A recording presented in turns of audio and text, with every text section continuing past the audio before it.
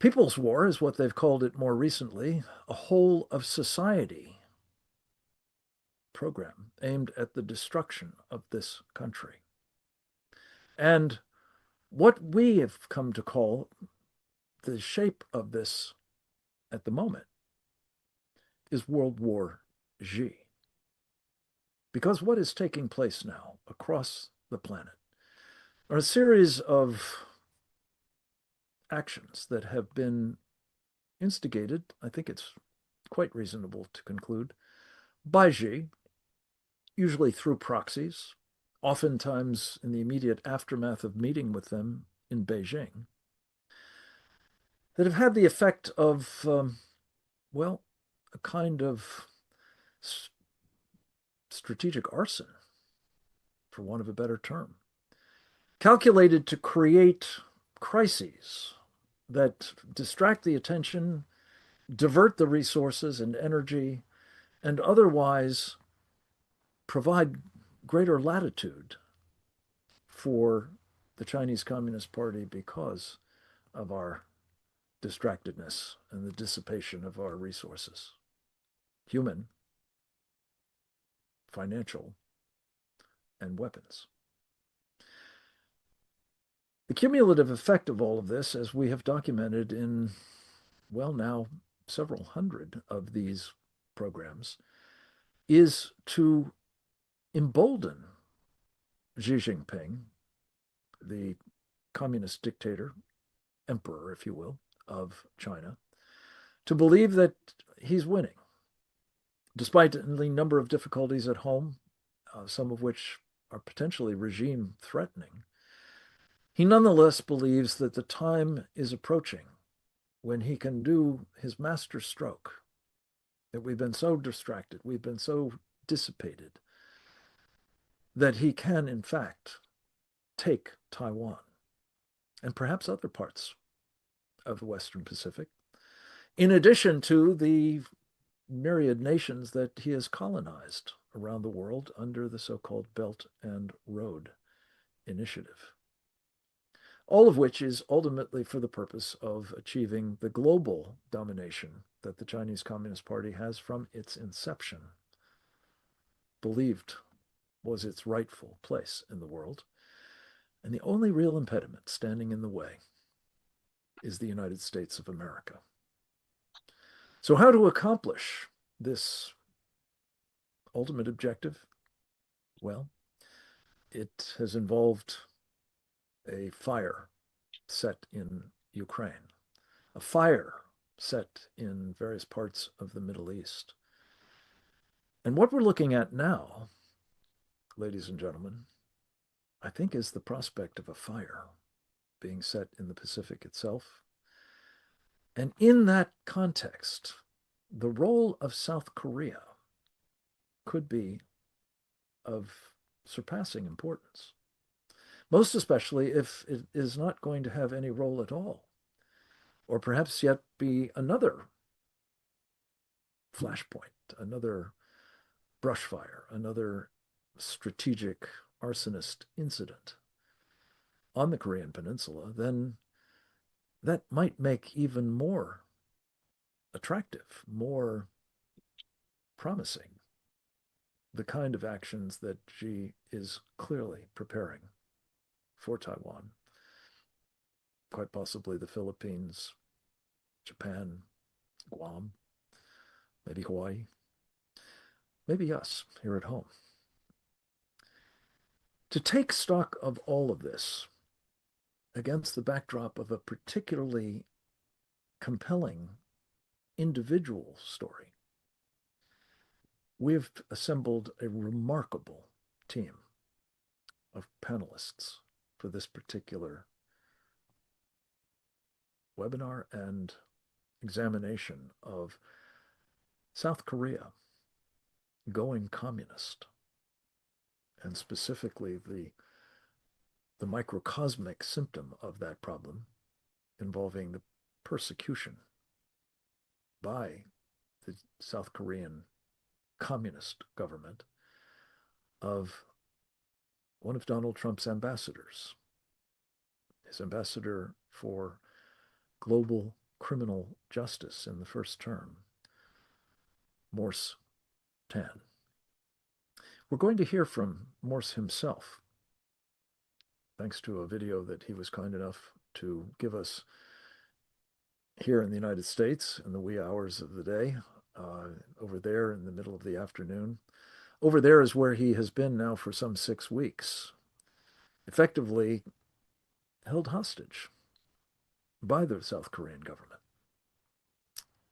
over alleged defamation of the communist president of what's been known as the Republic of Korea, a gentleman by the name of Lee Jae Myung. Let's go to the videotape with Ambassador Morse Tan to set the stage for this conversation now. I've just recently been indicted, and I also had an additional travel ban stacked upon the 2 prior travel bans. So I was travel banned for the month of June. I was travel banned for the month of July. And now there's a 3rd interlocking travel ban that is supposed to run from the middle of July to the middle of August. And my attorneys are challenging each of these travel bans. They were trying to actually hold a hearing after the end of the 3rd travel ban on whether or not the travel ban was legitimate, which is a very obvious maneuver to try to make it so that the travel ban can't be challenged. Because if you hold the hearing after the travel ban has already expired, then it is moot at that point whether or not the travel ban is deemed to be legitimate. So, but this is all politicized lawfare. There really is no jurisdiction to begin with, because these were a comment made by a U.S. citizen, a former Trump ambassador in the United States, specifically at the National Press Club in Washington, D.C., and this is squarely protected by the U.S. Constitution. And this is also not legally meritorious, even if you were to take Korean law, because Korean law at that time made it so that if the statement was true or believed to be true and in the public interest, then it is protected under Korean law. In addition to that, South Korea has ratified the International Covenant on Civil and Political Rights, Article 19 of which protects free speech, free expression. And therefore, this is protected speech, whether you're talking about U.S. constitutional law, whether you're talking about Korean law at the time, or whether you're talking about international standards that South Korea has ratified. Under any of these analyses, this is not a legally meritorious proceeding. As of July 7th, there is a new law that has come into force that basically has vague enunciations of things like hate speech, which is not clearly defined, is even more questionable when it would be applied. And so if anyone says anything basically at this point that the government doesn't like, then it could potentially be prosecuted. This is the extent to which free speech and free expression has been eroded, if not destroyed, here in South Korea, notwithstanding South Korean constitutional protections along those lines. But if this most recent fraudulent election is allowed to stand, then there will be a supermajority in the National Assembly, together with a fraudulently elected president who could amend the Constitution at will, pass whatever oppressive or repressive laws at will.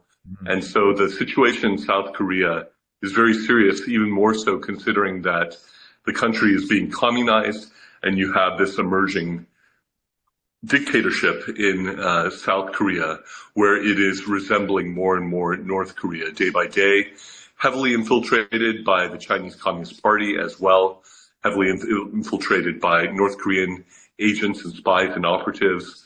And this is a regime that has dismantled the Defense Intelligence Command, dismantled its drone command, sacked all the flag officers, all the generals, all the admirals, and even went down to all the colonels and eliminated them all in one fell swoop. This has never happened before. And also attacking religious liberty, free exercise of religion. There have been unprecedented raids on Christian churches and pastors thrown in jail, pastors being prosecuted, Christian schools being shut down. This is the reality of what is happening because under communist doctrine, they do the long march through the institution for decades, but now they see the finish line in sight. And so they've slammed on the accelerator and they are going full speed ahead to try to fully communize South Korea. And so even just the changes that have occurred over the past year have rendered our key ally of South Korea unrecognizable from the one that was frankly rescued by the United States in the Korean War from coming under communist tyranny then, and was also helped immensely by the United States in building upon the ruin and rubble of the Korean War and taking on American systems and all sorts of other American cultural things, so that it has become the 10th biggest economy in the world. And yet that is all in grave danger right now because of this illegitimate government that has seized power through fraud. And so when President Trump said, what is going on in South Korea? It looks like a revolution or purge. It was actually correct on both counts. It is a revolution and a purge, and both are happening. And this is something that our government should be deeply concerned about and should be contemplating how to take strong measures to counter. Because North Korea is making war preparations. The CCP, as we know, is menacing Taiwan. And this is a fake president who is saying, oh, what would a cross-strait invasion of Taiwan have to do with us? And when he was asked whether he would defend Taiwan, he said, oh, I'll answer that after aliens invaded Earth. And so this is someone who cannot be relied upon to not only defend Taiwan, but to even defend South Korea, because he is opening the windows and doors for a North Korean invasion of South Korea, and has bribed North Korea, and also is treasonously opening up South Korea to potentially being taken over by North Korea. The people are being run over right now. And so, look, the people of South Korea love America, love the American people. They overwhelmingly consider the U.S. to be the most important ally. And so they are being, it's like a giant anaconda strangling a person. And that is what is happening to the Korean people. They are being encircled and strangled as all the levers of power and authority, almost all of them, are now in the hands of these radicals who are running roughshod over the people. The rule of law has almost completely broken down here in terms of the laws that are passed that are oppressive and repressive and self-protective of the current regime and trying to consolidate the power of the current regime. Look, when you have a law that passes that says anytime the executive branch doesn't like a ruling of the Supreme Court or any judge, they can stick the police on them and overrule whatever they decide, then you don't have the rule of law. And there's a whole array of nonsense so-called laws that have been passed here in South Korea that are being used to strangle the people. It is not by the people, of the people, or for the people. It is by and for the illegitimate dictator of South Korea. He was not elected by the people, and the president who was duly elected is in prison with a life sentence and several additional sentences on top of that. That is also true of the top leadership of the rightful president. So imagine if President Trump was thrown in jail, Marco Rubio, Pete Hegseth, the rest of the cabinet, as well as top military leaders, the chairman of the Joint Chiefs of Staff, Kane. Imagine all of them being thrown in prison and Congress being taken over by a veto-proof supermajority. But you also have the White House being taken over by a communist. And you also have the two nearest countries to you that are communists trying to take over. And then you also have all sorts of radical elements inside the country seeking to do that. Imagine if that were to happen in the United States, and then you'll start to get an idea of what the picture is here in South Korea. Yeah.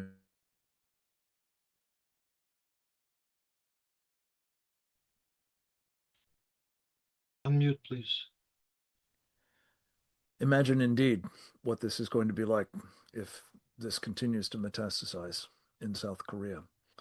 We're going to hear next from a man who has frequently contributed to these programs, a very distinguished and highly appreciated member of our Committee on the Present Danger of China. His name is Colonel Grant Newsham, United States Marine Corps, retired. Grant has the distinction of having also served as a Foreign Service officer in our embassy in Tokyo.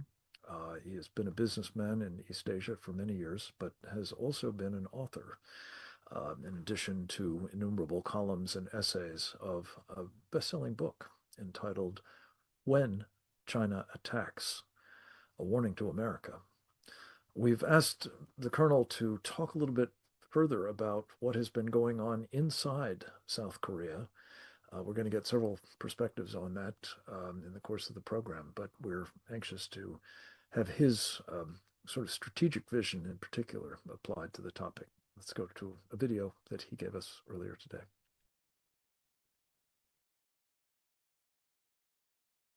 This issue with Morse Tan and what his arrest and indictment and being held in South Korea is a microcosm, if you will, of a larger strategic problem that it seems to be occurring with the Republic of Korea, as Grant has outlined, with the Lee administration and their clearly left-leaning tendencies and leaning towards the People's Republic of China. In addition to the items that Grant mentioned domestically, there's also, he ran through the National Assembly, what they call this Local Autonomy Act, where they're going to actually set up and establish these kind of, very similar to what happens in China and North Korea, local government agents that will administer and watch and report on what's happening in villages and towns across all of South Korea. So it's a very much a top-down, centralized control approach that should cause people that believe in freedom and democracy to have some concern. Strategically, you know, the United States has had this relationship with South Korea since the Korean War, where we went and walked shoulder to shoulder, kapshi da, with our South Korean counterparts to defend them against communist China and the North Korean regime that's been there in power since the end of the truce in '53. And so we have about 28,500 U.S. military members that are stationed on the Korean Peninsula. And during my time in uniform, and we would exercise and do operations in South Korea several times a year. There's a lot of tactical and operational integration between the U.S. military and the ROC military. And for many of those years, it was just a bilateral exchange and working relationship. And what we started to see maybe about a decade and a half ago was this try to expand this idea that U.S. alliance with Japan, U.S. alliance with South Korea are actually, it's really the three nations together that have mutual interest in, you know, defending themselves against the People's Republic of China, North Korea, and the Russians out in the Far East. And so there was a lot of work and a lot of effort trying to get sharing agreements for intelligence and things of that nature. It's always ebbed and flowed depending on who's been in office in Washington and in Seoul. But we have a new commander there. Well, he's not new now. He's been there for a year.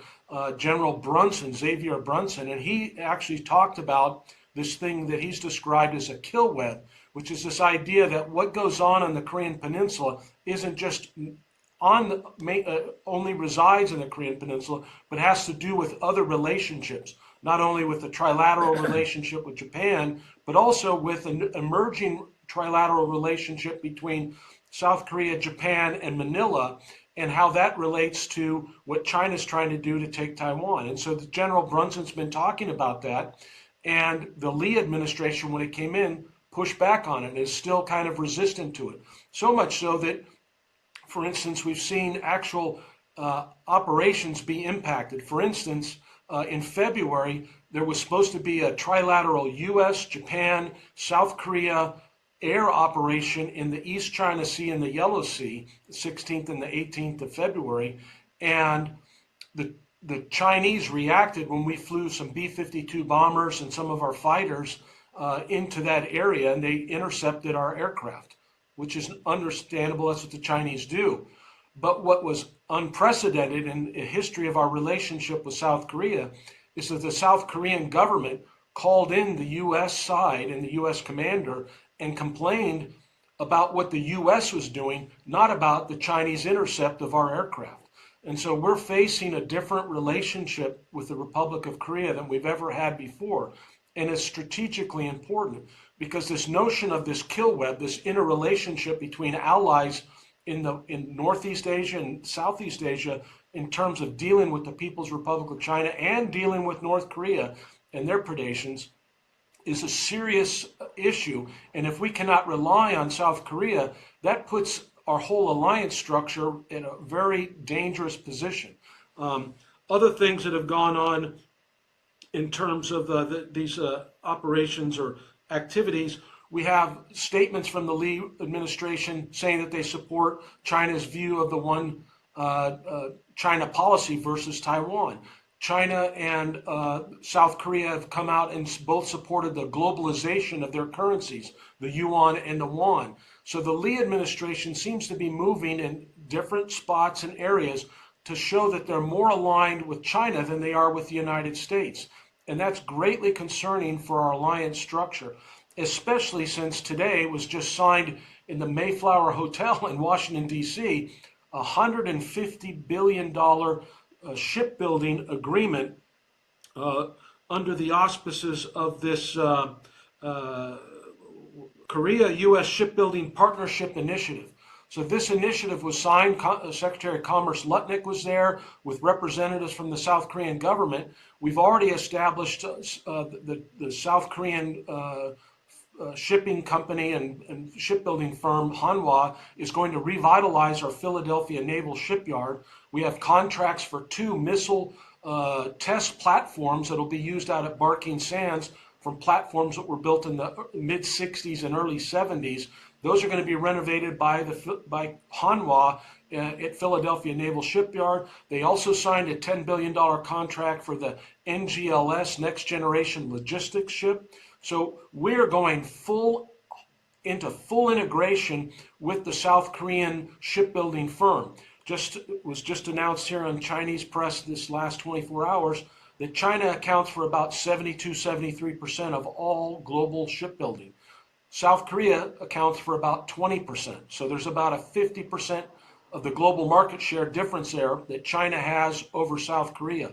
And so we're getting involved with South Korea. We're putting our eggs in the South Korea shipbuilding basket at the same time that we're watching this current Lee administration in Seoul make these kind of disturbing actions towards the United States. And so I have great concern about operational security and things of these nature. Now, maybe a lot of it will be fine, but we need to be very, very circumspect about what's happening, and we need to place operational security at as a high priority, especially since the South Korean under Lee has put out a plan to say that they would like to have nuclear submarines, and they want the United States of America to assist them in building nuclear submarines. The administration hasn't committed to doing that yet, but seems like the ball is moving down that track. to do that. And we should be very, very careful about what technologies we're sharing in terms of the South Korean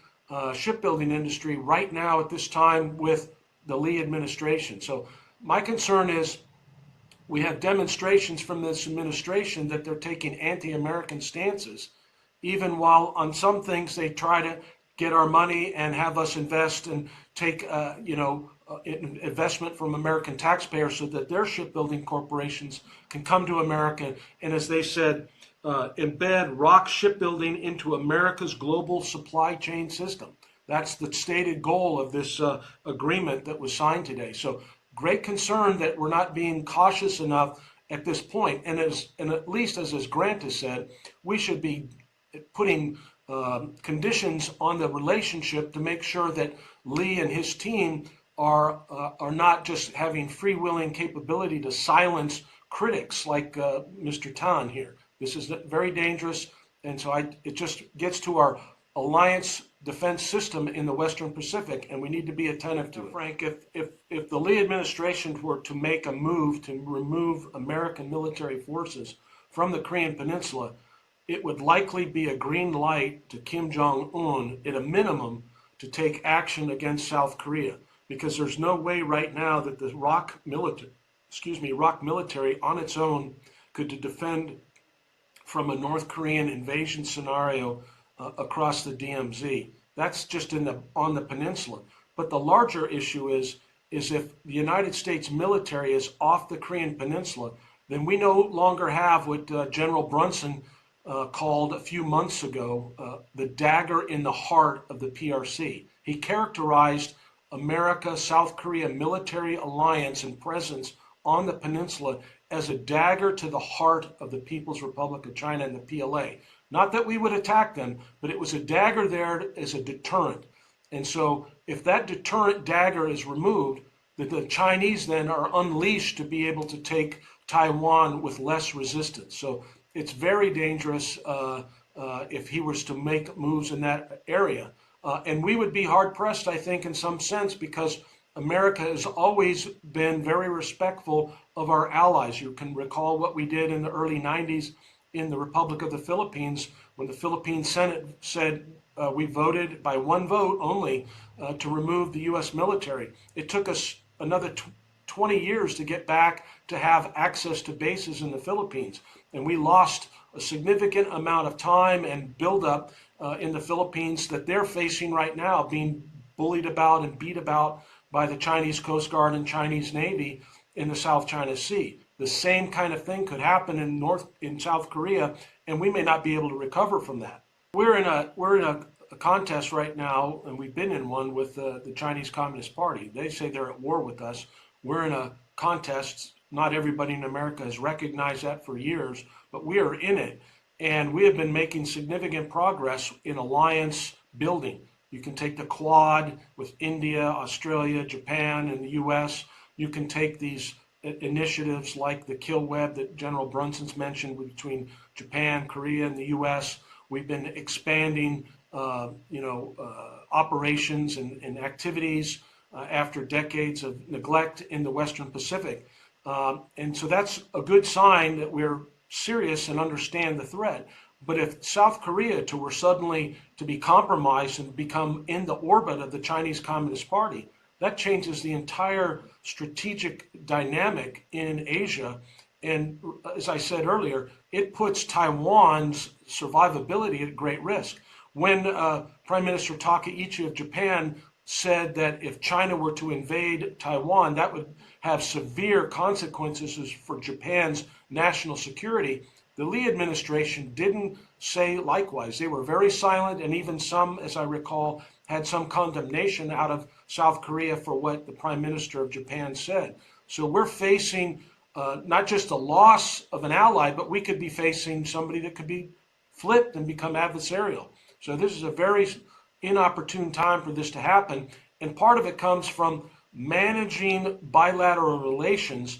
And as people in the Committee on Present Danger spoke up, months ago when the election was being held last year, there was calls to say, hey, we need to speak out and help and assist those who who are trying to stand up for our alliance in South Korea, and that didn't happen. And so now we're kind of, in a sense, reaping what we didn't sow. What we're seeing is not just happenstance and just the turn of the calendar and things just evolve. This is a concerted effort by the Chinese Communist Party to disrupt the American alliance infrastructure. We just had our president go on television, national television, a week ago and tell America and the world that China was involved with influencing and disrupting our elections in America. You think they're not doing the same thing in South Korea? You think they're not trying to do the same thing in Japan, the same thing in Taiwan, the same thing in the Philippines, the same thing in Australia? That's what they're doing.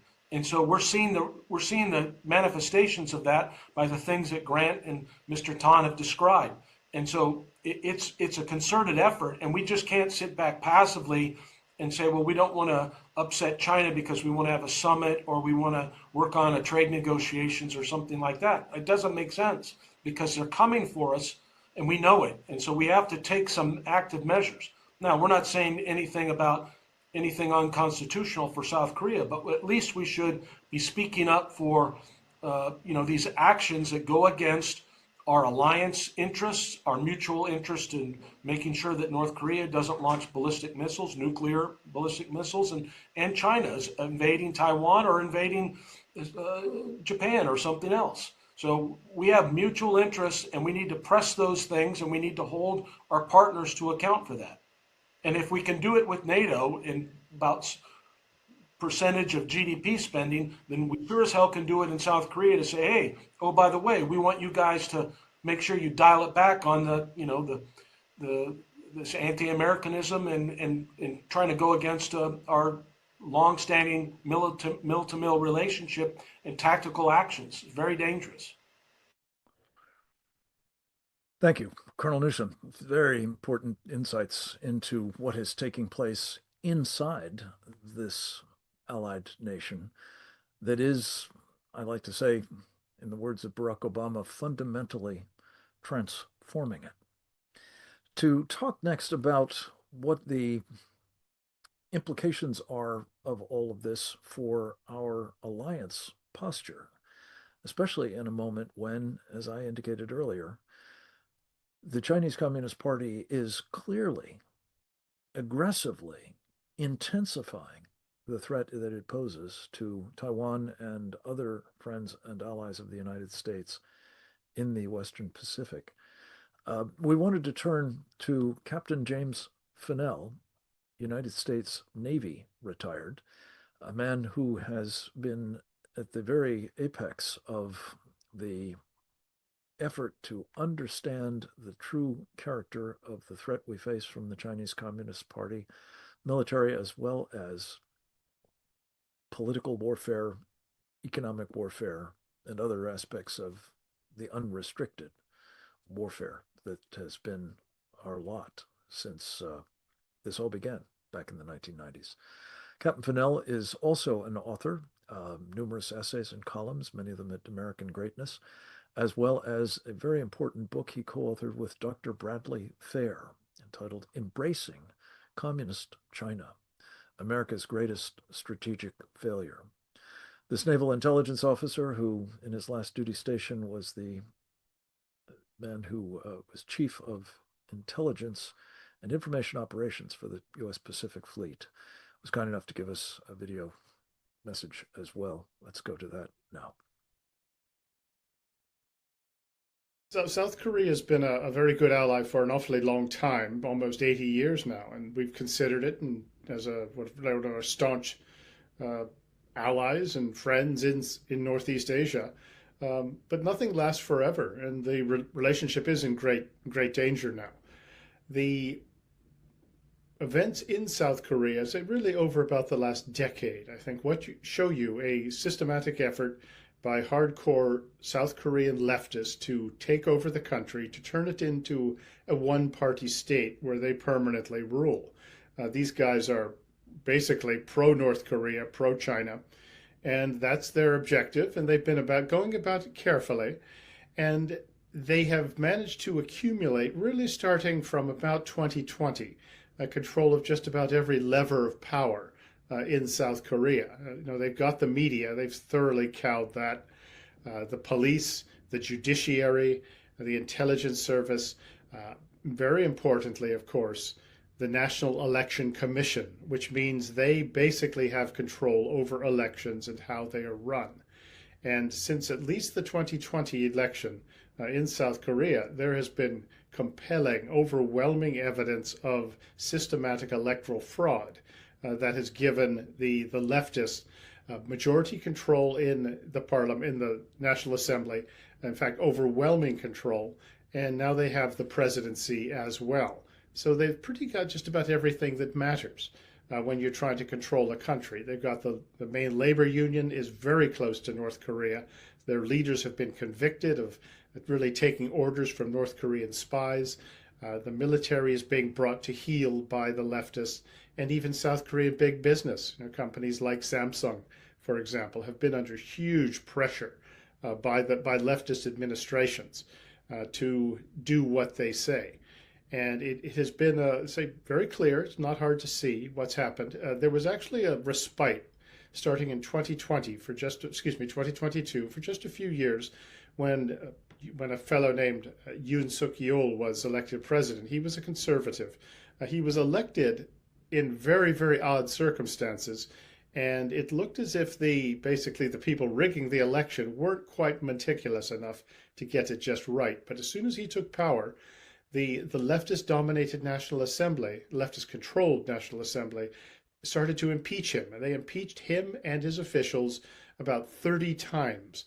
And he was just so desperate that he declared martial law in 2024. And then it was very short-lived. It wasn't all that well done, but it was quite legal. He did it because he was unable to govern. And the National Assembly had in fact done things like just zero out his budgets. They made life so miserable that South Korea could not be run, could not be governed. And that was the objective, was to make it ungovernable. So he declared martial law. He gave it up as soon as constitutional procedures were followed, which was in about 12 hours. And he was then subsequently arrested, tried, and convicted very quickly.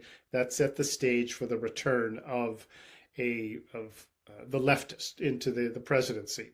And now the president is a fellow named Lee Jae Myung, who is on record of having said that he sees the American forces as occupiers.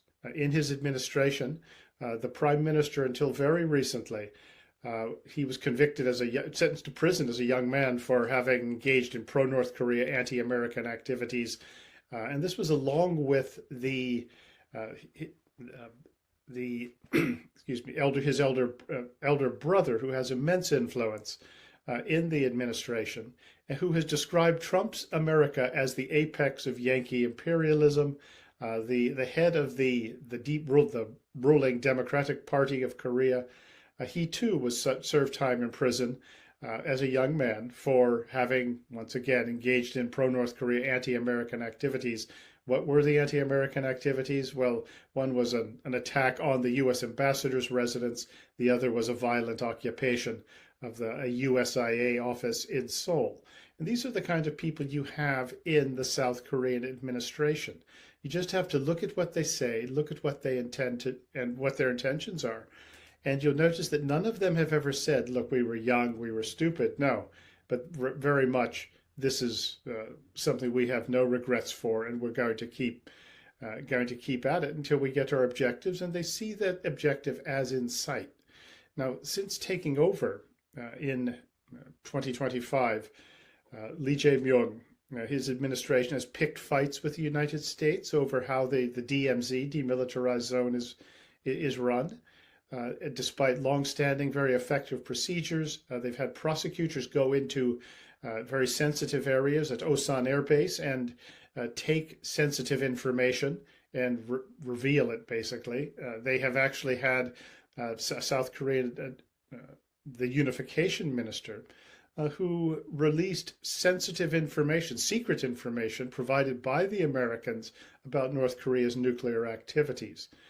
And they are also pushing to get something that's called operational control in wartime over forces on the peninsula, despite an agreement with the Americans that this would not happen until the South Koreans were ready for it, until circumstances were acceptable.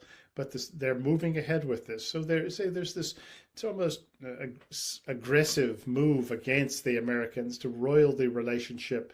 Lee Jae Myung, back to him, he has equated Israel with the Holocaust based on the events in Gaza. He arranged to send $500,000 to Iran for humanitarian aid. He has said that if China goes after Taiwan, well, that's China's business. South Korea has no interest in that. Well, you start to ask, what kind of an ally is this guy? And when he was governor of Gyeonggi province not long ago, his chief assistant was convicted for sending at least $6 million to North Korea. Lee has been charged with it as well, and that case is still on hold, but one can put two and two together on that. Now, the thing that really gives us some advantage here, if there is one, or puts a brake really on what the leftists are trying to do, is that most South Koreans don't want this. They don't want to lose their democracy, lose their consensual government, and that is, as I said, a break. They even support the U.S. alliance with South Korea by a large measure, if polls are to be believed, and they don't want that change. But we've seen before how really a gang of aggressive, ruthless leftists can take a country even where most people don't want to go.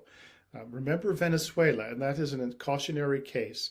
When Chavez came over in the late 1990s, he was said just to be a populist. He wasn't a problem in any way. Venezuela was the oldest democracy in the Western Hemisphere. We had excellent relations with the military. It was a capitalist system, and they would take care of things. The military would, if there were any problems. But gradually, Chavez got every lever of power, like the ones I described earlier, and you saw what happened to Venezuela. Then his successor, Maduro, took over and has turned Venezuela into what it is. So these things happen gradually so that you almost don't notice it unless you're watching closely. And it's even easier to pretend nothing's happening, even if you do kind of sense something wrong. Another example, Turkey under Erdogan. Once he took over in around 2013, 2014, he gradually, once again, got every lever of power, even brought the military under his control. And now Turkey is no longer the ally, the long-standing ally that we thought it was. So there's no reason this could not happen in South Korea. And this, of course, is to China's benefit, to North Korea's benefit, and it upsets the entire American security architecture in the region. But it's happening. And one thing that we notice, particularly in recent years, is that no U.S. administration has been willing to address the problems and the potential warning signs in South Korea. None of them, even though they've known about it. And the idea seems to be, well, let's pretend there's nothing going on. It's a great relationship forged in blood, blah, blah, blah. And you see a country slipping away before our very eyes.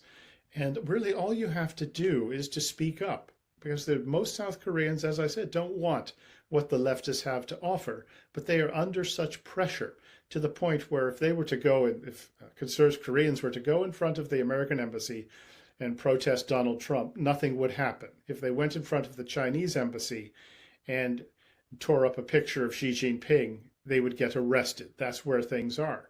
But we won't even put in a good word for say the importance of honest consensual government and even the alliance.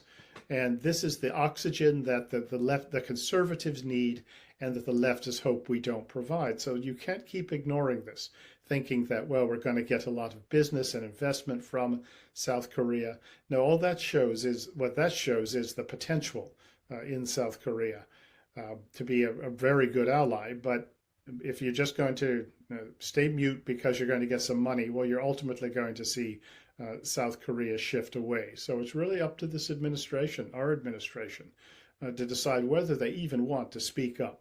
They are sending a good ambassador, Michelle Steele, there, but she had better go with marching orders to actually stand up for our interests and also for the wishes of most of the South Korean people. We will see if that happens. So thank you very much.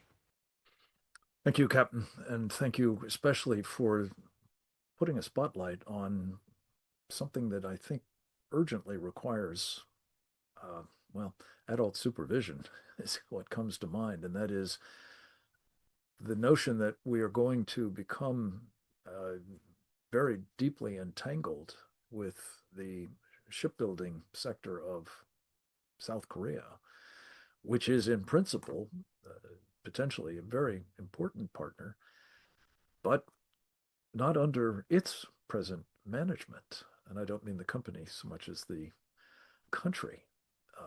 This could be indeed a formula for, a dependency that is as daft as relying on the Chinese for components of our weapon systems, and possibly essentially the same thing by virtue of technology transfer to the South Koreans and then on to their friends in perhaps North Korea, certainly in China, one would expect.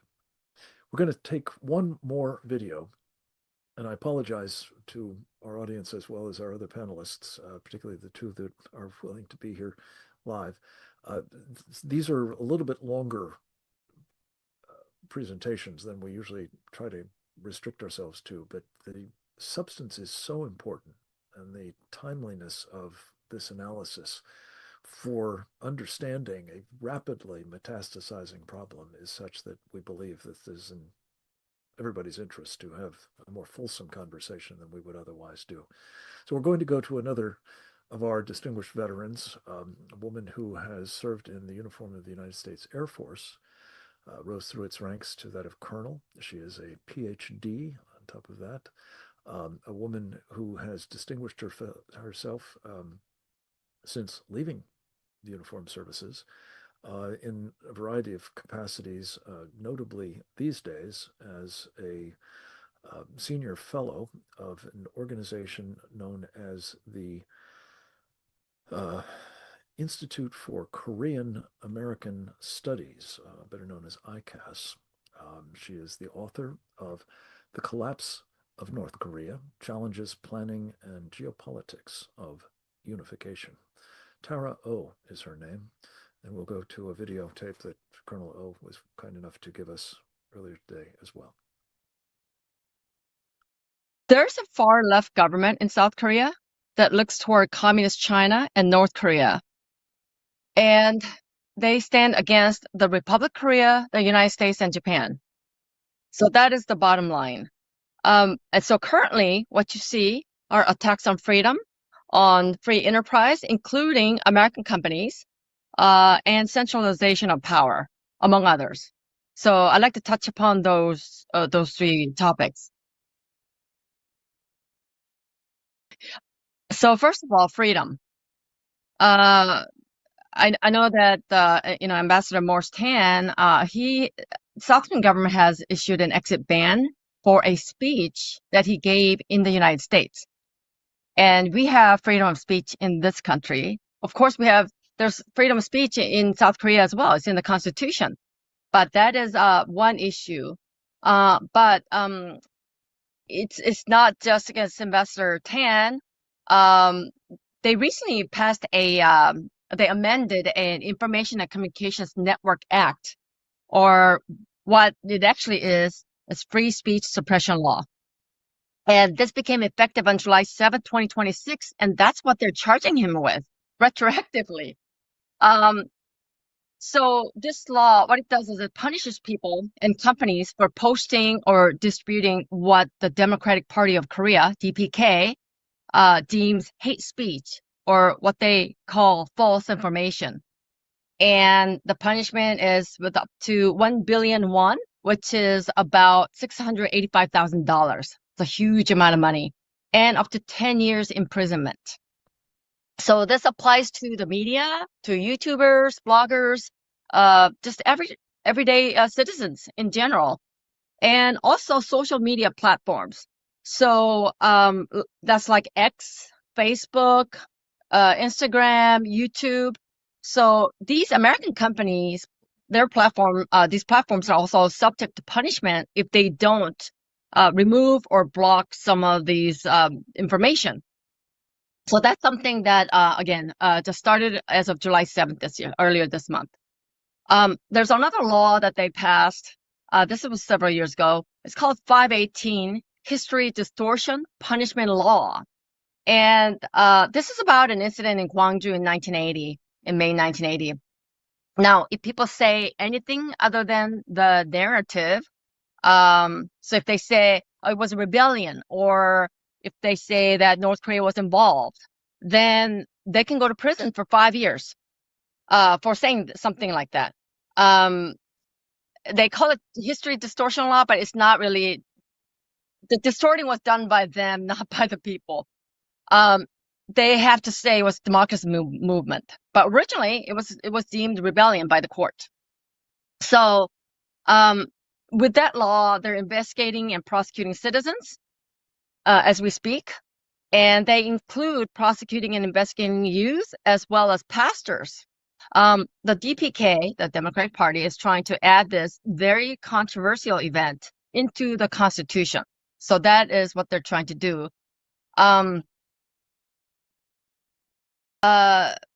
I like to, again, move on to the freedom of religion aspect that I mentioned earlier.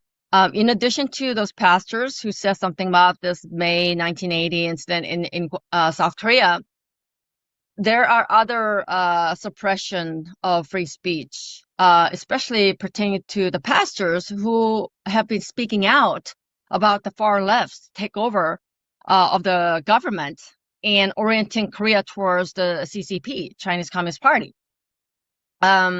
So for that, they jailed Pastor Jeon Kwang-hoon and Pastor Son Hyun-bo. They're released now, but they were jailed earlier prior to any trial or any kind of charges.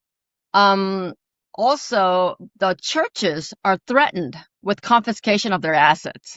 So that's something else that they're doing to suppress the church. There is another aspect, which is they're doing away with separation of power. More and more of that is going on. And one way they're doing that is packing the Supreme Court.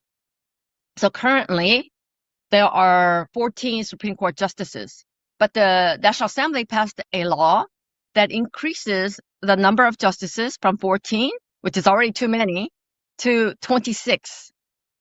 And so that's a huge jump. And 22 of them will be appointed by Lee Jae Myung, the current president. So that's another concern, because this is blurring of separation of power. Let me talk about the attack on American companies. There's a company called Coupang. It's an American e-commerce company, and you can think of Amazon. It acts like an Amazon in Korea. It's very popular there, and if you order something online, it's delivered to your door the next morning. So this is very widely used company. And so a couple things. One, the radical left labor union decided that the delivery personnel should not deliver during dawn hours. So they deliver first thing in the morning, but they want to prevent that. They're targeting Coupang. Next thing that they did, actually they meaning the DPK, Democratic Party of Korea, and the Lee Jae Myung government, they started investigating Coupang. And they summoned them to National Assembly hearing where they have to go through this hostile grilling by the DPK lawmakers. And they have been harassed for really, really long time, and they were singled out. So again, this is an American company, and it turns out that this occurred during the time when China's Temu and AliExpress, which is Alibaba, entered the Korean market. So this favors the Chinese companies, but against American companies. Similarly, Starbucks in Korea all of a sudden was attacked by various DPK lawmakers and the far left camp. For Starbucks, they had a promotion called Tank Day. And this is the annual promotion, and this has been going on with no issues in the past. But all of a sudden they made this into an issue. They accused Starbucks of celebrating the tank attacking and crushing people, and they linked it to that Gwangju May 1980 incident again. But there were no tanks there. Only place there were tanks that was running over people and attacking people, that happened in Tiananmen Square in 1989 in China. So they're getting the history all mixed up. But it doesn't matter. The historical facts don't matter to them. They actually made the CEO resign and call for a boycott. And this went on for a while. And this also could be related to several issues, but one is that the Starbucks in Korea is owned and operated by Shinsegae Group. And its chairman, Jung Yong-jin, had posted on Instagram a few years ago a motto that was very widely used during the Korean War, which was destroy communism. Now, I want to talk about timing again. The timing of this attack is interesting because this occurred as a Chinese tea shop called Chaji recently entered the Korean market. So again, they seem to be attacking U.S. companies as Chinese companies are entering Korean market.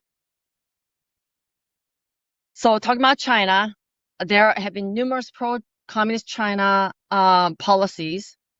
And let me talk about some of these policies, laws, and rules.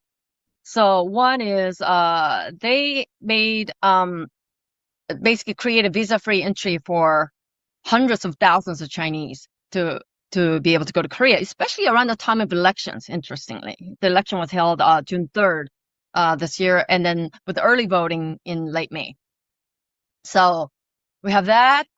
There's Xi Jinping Library at Seoul National University, which is a top university in South Korea. So right in the middle of the library, there's Xi Jinping Library. And numerous Confucius institutes in South Korea. And it seems like many people still don't know in Korea that it's a subversive organization.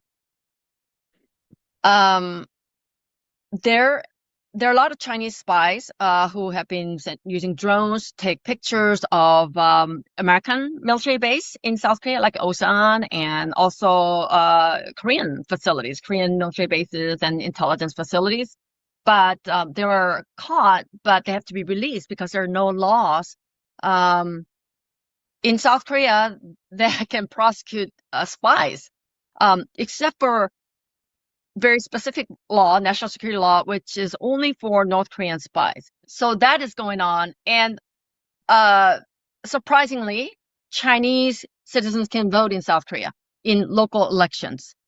And that's if they have 3-year residency and green card. So even if they live in China, as long as they have that requirement, then they can vote in Korean elections, electing mayors and education superintendents and local legislators, like at the city level, mayors and things like that. So, which is not good. And that local election was nationwide, and that was held on June 3rd again. And there has been actually protest since June 5th that's going on right now.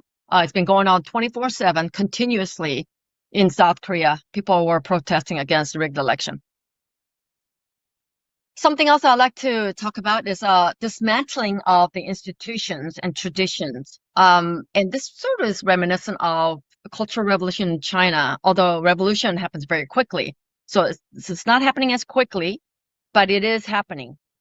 So Defense Counterintelligence Command, which is a very old institution. It's been around even before the creation of the Republic of Korea, which occurred in 1948. So this existed prior to that, and it catches North Korean spies, and they got rid of that. They dismantled it recently. They also, there's another intelligence organization, NIS, National Intelligence Service, which is like CIA. And again, they didn't dismantle it, but essentially they took away its core function, which is its authority to catch North Korean spies. They are also trying to dismantle the ROK, Republic of Korea Military Academy. Again, this has been around since since before the creation of the Republic of Korea. And it's modeled after the West Point. It's for the ROK Army. And General Van Fleet, who fought during the Korean War, he played a major role in its creation. So they want to get rid of this. They want to get rid of this military academy. The defense minister, An Gyubek, he plans to shut it down. But not only shut it down, but also to tear the building down. Just tear the whole thing down and build high-rise condos on that land. And then create a new academy with all the services, Army, Navy, Air Force, all together combined. And that is the plan. And this is really, really opposed by, I mean, there's no good reason that's given for this move, other than they probably want to indoctrinate the cadets with leftist ideology. And they want a full control of it and erase the history and the proud tradition of that. So there are more things that are going on, but let me just stop there. Thank you so much, Colonel O. This was brilliantly clarifying about how the communization of South Korea is advancing incrementally, but seemingly at an accelerating rate. We're going to turn next to our two very patient in-person participants. The first is Dr. Suzanne Schulte. She is the president of the Defense Forum Foundation, marvelous organization that brings information to Capitol Hill in a very, very effective way. She is also, among other things, a preeminent figure in the entire ecosystem of groups, non-for-profit groups, most of them American, some Korean, that have been working tirelessly under mostly her leadership to try to help free the long-suffering people of North Korea, who have been enslaved by communism for decades, and we fear are going to be experiencing a growth in the numbers of people facing such enslavement if the trajectory we've been discussing continues. Suzanne Schulte will draw on, among other things, her experience as the chairman of the North Korea Freedom Coalition, the vice chairman of the Committee for Human Rights in North Korea, the honorary chairman of the Free North Korea Radio. She also has the distinction of being the recipient of the Seoul Peace Prize. Always delighted to have her with us. Dr. Schulte, thank you so much for being with us and being patient, and the floor is yours. Thank you, Frank.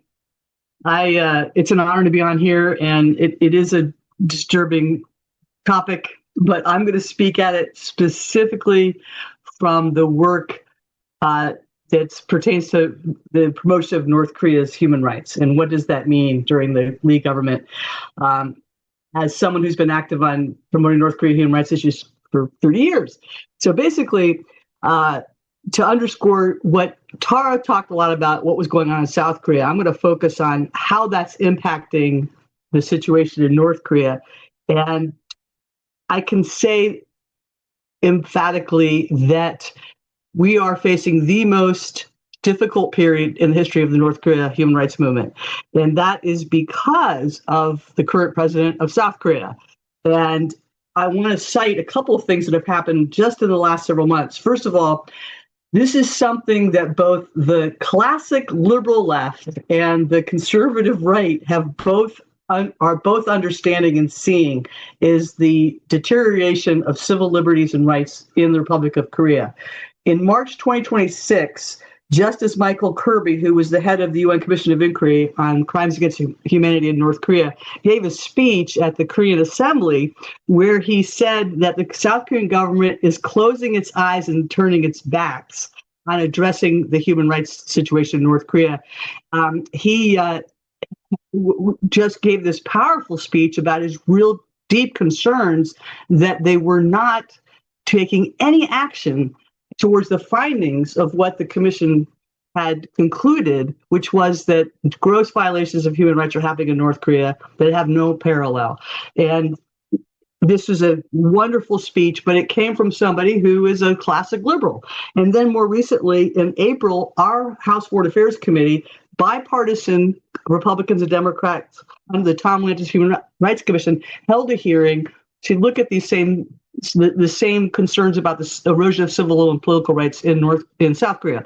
And I want to just quote what Congressman Chris Smith had to say, which was, South Korea is abandoning human rights and is beginning to look more like North Korea and Communist China, as Frank, you pointed out earlier. Not only is Lee failing to advocate for the victims of North Korean's dictatorship, but it's abusing his own citizens' freedoms. I want to point out that we now have an administration in South Korea for the first time in history that's completely abandoning its constitutional obligations in multiple ways to ensure that the Kim dictatorship continues. There's no one on earth that's more responsible for upholding the rights of the North Korean people than the president of South Korea, because the people born north of the DMZ are citizens under the South Korean Constitution. There's two things that have happened that had never happened before. Number one is that the South Korean government has stopped the broadcast of radio programming into North Korea. That continued even during the sunshine years of the appeasement policies of the Roe and DJ Kim administration. Also continued under the Moon administration. That they have completely abandoned the radio programs that are broadcast in North Korea. And then a second thing that's happened is they also have stopped funding any support for the North Korean defector NGOs. Again, this is significant because even during the sunshine years and even during the Moon administration, they still funded the Committee for the Democratization of North Korea, which was the organization founded by Hwang Jong-yap that's kind of seen as the umbrella group for all the defector organizations. So they've ended all their support for these important things. And why have they done that? Well, because we were winning the information campaign. And Frank, you know well that we've been very involved with Free North Korea Radio. We broadcast every morning, but we've also been getting material and humanitarian aid into North Korea very successfully for many years. Hundreds of thousands of leaflets, 4 tons of rice, radios, Bibles, all kinds of information. We were basically winning that battle. But this current government in South Korea has worked to shut down all the work that we were doing. They can't stop our radio broadcast because thankfully it's done outside of the Korean Peninsula, but they have succeeded in doing something that's very chilling. And that is they are restricting our ability to get information into North Korea. We were successfully delivering, like using rice bottles. We were getting radios in. We were getting all kinds of information in. And that is why you saw the enactment of this anti-lethaling law that they're vigorously enforcing, even though it's unconstitutional. And just to give you an example of how chilling this is and how South Korea is starting to sound like North Korea is that during the Yoon government, he loved what we were doing. And they knew where we were doing all these drops. They knew all the islands that we were dropping in these materials. And because of that, the police knew, because the police would show up to make sure nobody stopped us. So the police knew that we were doing these things. Well, now, if you go to one of these sites where we're successfully getting in humanitarian aid into North Korea, you'll see plainclothes police who have been offered promotions if they arrest any of us. And you'll see signs to the citizens offering rewards if they turn in any of their fellow countrymen that are caught trying to deliver basically rice and radios and ramen noodles into North Korea. So this is the thing that's happening, and it's a tragic irony because the police knew exactly where all these drop sites were. This is significant because information is key to understanding what's going for the people of North Korea, to understanding the outside world. And we were winning that battle, and that's why you see Kim Jong-un planting landmines, not just at the DMZ, but he's planted landmines at the China-North Korea border to kill his own people for trying to escape. They've got a shoot to kill order because it's the defectors that have escaped. They're telling us the reality and the truth about what's going on in North Korea. And it's the defectors that have been communicating back into North Korea the reality and the truth about South Korea's prosperity and the fact that America actually cares very deeply for the North Korean people. We were winning that battle, but now the Lee government is doing everything that Kim Jong-un has asked. He's shut down the loudspeakers at the DMZ. which have been not just loudspeakers being turned off, but they've been torn down. 70% of North Koreans' ground forces and 50% of their air and naval forces were within 100 kilometers of the DMZ. So, of course, Kim Jong-un wanted all of that stopped, which Lee has done. He's doing everything that Kim Jong-un has asked him to do. And we know that Kim Jong-un is terrified of outside information. And that's why we see him executing teenage boys for listening to BTS and executing a teenage girl because she was distributing South Korean dramas. 2 women got executed that were repatriated on a bus from China. A couple of years ago, they were executed. So these are all methods that the dictatorship has enacted to try to stop the flow of information. So finally, my last point, because I know we're running out of time, the worst thing that has happened that President Lee has done is he has abandoned unification that is also called for under the South Korean Constitution. He's violating the South Korean Constitution in multiple ways, but one of them is this. The South Korean Constitution calls for the unification of Korea. It considers all the people in the Korean Peninsula citizens of the Republic of Korea. It calls for unification under the Republic of Korea's Constitution. But this is the policy of the Lee government. We strongly affirm our respect for the North system. The government of the Republic of Korea clearly reaffirms that it respects the North's current system, that it will not pursue any form of unification. So basically the Ministry of Unification of South Korea has abandoned unification and is showing its deep respect for the North Korean regime. Nobody respects the North Korean regime except for perhaps Xi Jinping and Vladimir Putin. So that's where we are, and I just wanted to put that from the perspective of what this means for the North Korean human rights movement. But we're never going to stop because the North Korean defectors have escaped. This is their homeland. They want it to be free. They know information is key, and they're the strongest American patriots that you'll ever find are the people who escaped out of North Korea. So with that, I will stop.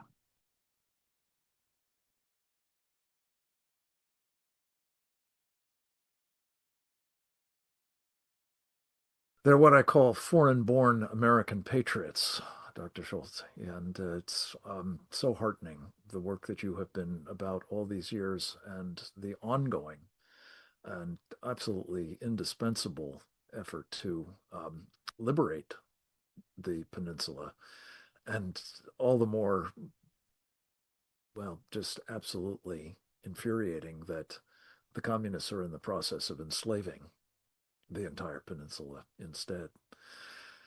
We pray that you will keep up the good work, and know you will.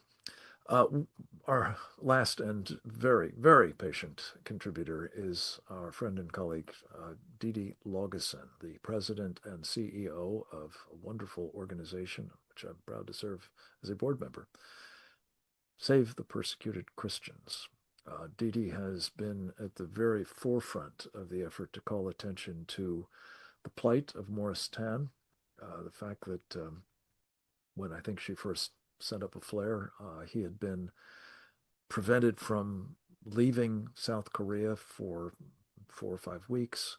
It's now 6 and counting, and he has actually now been, as we've heard, indicted as well, further extending the no travel ban and almost certainly giving rise to further difficulty for him and for the cause of freedom that he has served so well in South Korea, among other places around the world, in his previous incarnation as the ambassador at large for global criminal justice.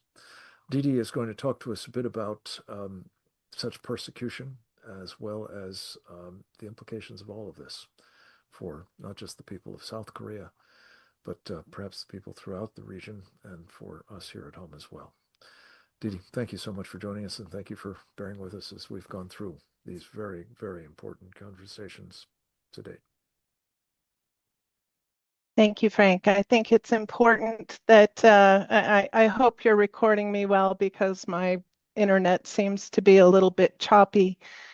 But I'm glad to be here with the Committee on the Present Danger China again, for which I was the executive secretary for many years. As I also led Save the Persecuted Christians, and in that Frank. We regularly engaged with Ambassador Tan, who was in Trump's first administration, the ambassador for global criminal justice. We met with him on issues of persecuted Christians, which is at 388 million heavily persecuted Christians in the world today, Frank.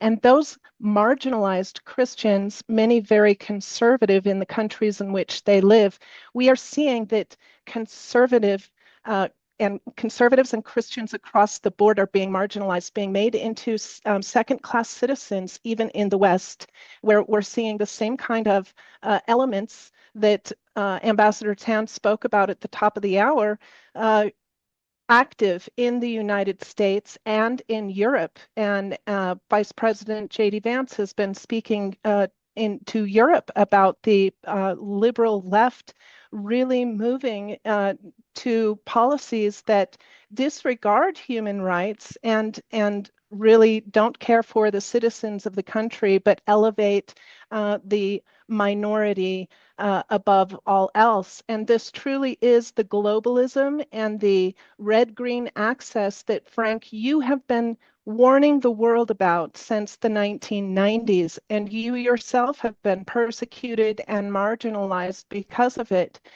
We saw in COVID that churches were shut down when abortion clinics were left open, when liquor stores were left open, and even pot shops were open, but you could not go to church.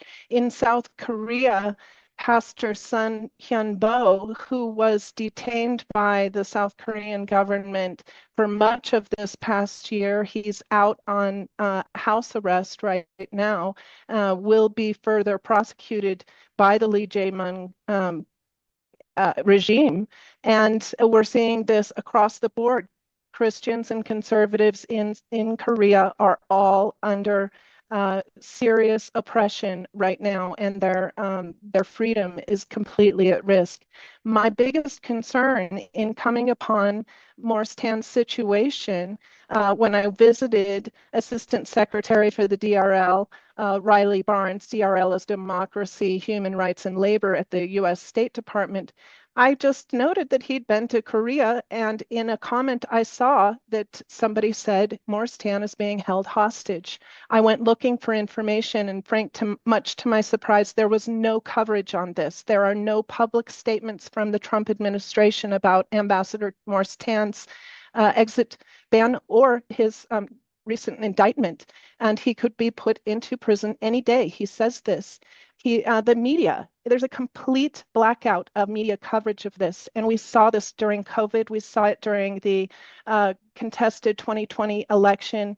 The Trusted News Initiative started by the BBC in 2019 has coalesced all of mainstream media into one voice. And because of this, the media blackout on Ambassador Tan is continuing to be solid.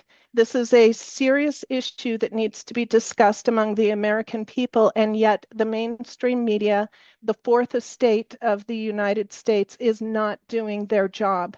And Ambassador Tan is paying the price. And around the world, we're seeing Americans do not understand that the UK has fallen to Sharia, that India has fallen to a radical nationalist Hindu party, and that now in South Korea, one of our strongest allies in the region, we do not understand that they are being communized, as Ambassador Tan puts it. We are not being served by the media. And because of this, the American people do not understand the gravity of the global reach of communism today, Frank. All of our guests today, Captain James Fennell, Tara O, Suzanne Schulte, and Grant Newsham, have all spoken to these geopolitical issues. We are at war. We are in the midst of a world war. Russia is battling Ukraine. The U.S. is battling with Israel against Iran and all of the jihad forces of the Middle East. Africa is falling very fast, and so is Asia. We are now coming to understand. Frank, The American people deserve more from the Trump administration and from the media to understand the perils that are happening not only in South Korea, but here in the United States and across Western civilization.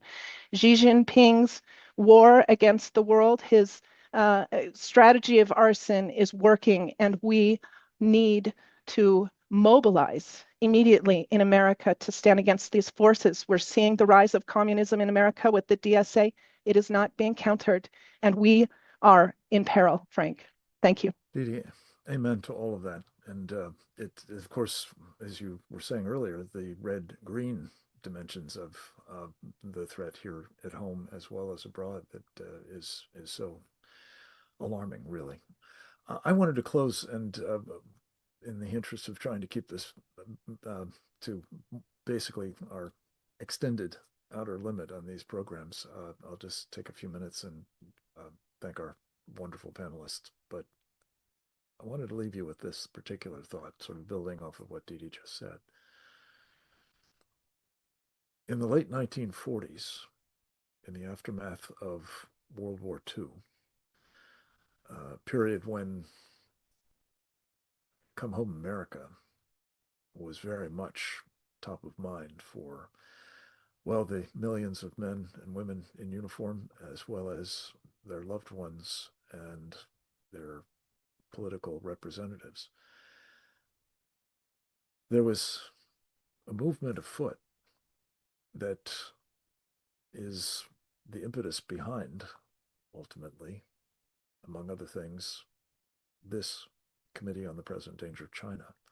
The movement was mounted by communists to seize control of the enormous landmass of China, to wrest it from a corrupt and rather despotic but pro-Western government under Chiang Kai-shek, and to bring to power one of the most evil regimes in the history of the world. That would be the Chinese Communist Party.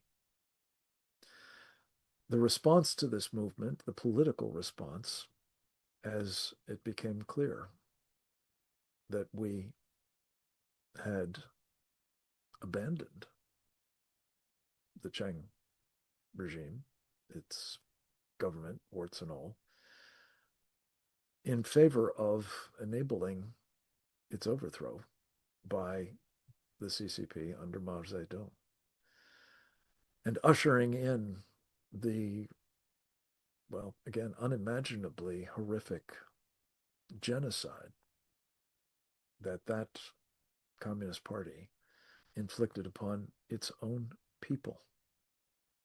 All in, by some estimates, 100 million of them have been murdered by the Chinese Communist Party. And that doesn't even count 400 million that they boast of having murdered in the womb as part of their one-child population growth restriction policy. There's never been anything remotely like it in the history of the world. And the question occurred to a lot of Americans: who lost China? I think what we've heard today, and to use Colonel Grant Newsham's expression, is the slipping away of another government, in this case, a democratically elected government, a government that had been very pro-Western, very reliable as an ally, very committed to resisting communism, whether it was across the DMZ or whether it was across the East China Sea. That government was effectively toppled by a coup, ratified by a fraudulent election, and now playing out is the slipping away, yes, the destruction of the Republic of Korea, and the teeing up of a new order in North Asia that almost certainly will conduce to the further pursuit by our mortal enemies. Yes, the North Koreans, but also the Chinese communists, of an agenda that will be very dangerous indeed, both for the people immediately affected in that region, but also billions elsewhere around the world, including here in the United States. Inevitably, at some point, the question will be asked, who lost South Korea?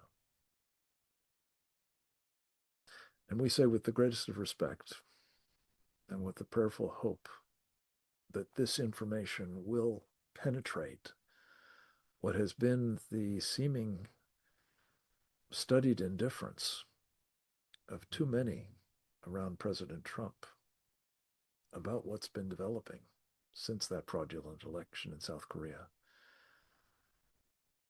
He will engage, late as this hour it is, to avert truly an historic disaster